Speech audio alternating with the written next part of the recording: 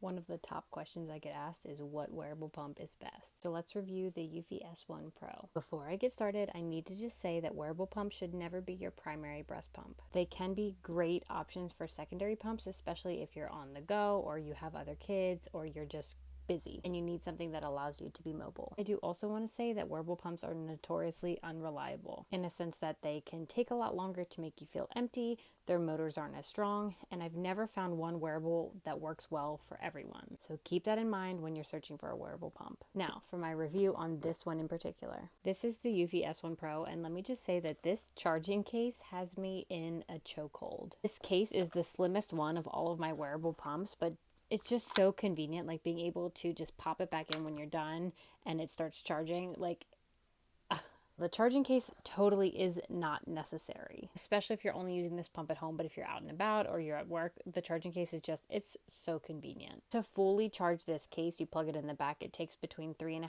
and 5 hours, depending on if the motors are charging with it or not. Moving on to the pump itself, this pump is unique because it has heat flow technology, which basically means that the flange itself will heat up. This is also something that's definitely not necessary, but it can help promote milk flow. And it can be especially helpful if you're using the fridge hack. I will say, if I turn on the heat function and then automatically start the pump, I don't really feel it as much. But if I turn on the heat first and let that kind of warm up for a minute or two and then start pumping, then I do notice that it is warm. It feels pretty good. This pump does come with an app, which some people love and some people hate. It can be super convenient, especially because you can really customize the settings from within the app. But some people don't like Bluetooth going from your phone to your breast, and I can totally understand that. Within the app, you can set like the duration of your pump session, you can set the duration of the heating mechanism, and then you can also choose the rhythm. There's max, standard, gentle, and natural. Then within each of those modes, you can also toggle between expression mode and letdown mode,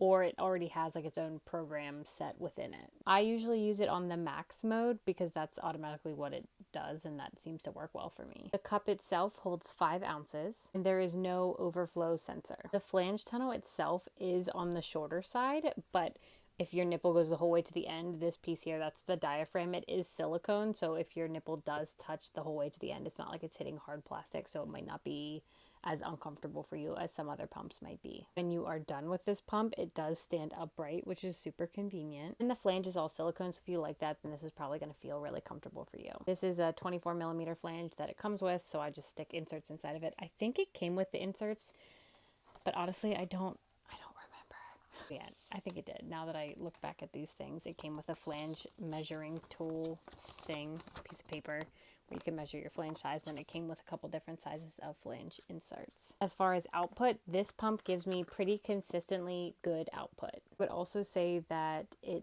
is pretty strong as far as wearables go. This is probably my strongest motor. Now, I definitely don't maximize the settings on this because wearable pumps can feel very pinchy for me, and I know that's not going to be the case for everyone, but for some reason, even if I'm using the right flange size, wearables can feel pretty pinchy. Now, that being said, even using this on lower settings so I don't feel that pinch, I do still get good output with this. I find myself reaching for this as a wearable pretty often just because of its size and the convenience of it. This exact breast pump retails at $349, but I know you can get cheaper alternatives if you choose to not get the charging case. I think that saves you about $100.